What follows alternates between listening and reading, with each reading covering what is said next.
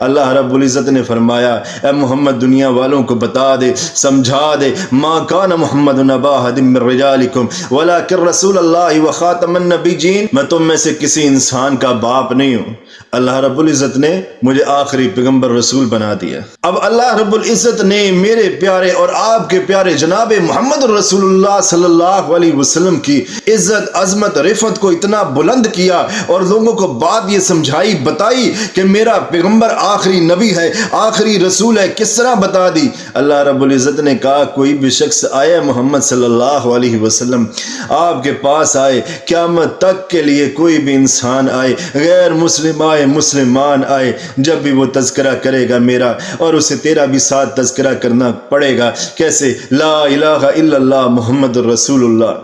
وہ لا الہ الا اللہ کہے گا، اس کا کلمہ تب تک مکمل نہیں ہوگا جب تک اے محمد تیرا نام میرے نام کے ساتھ نہ لے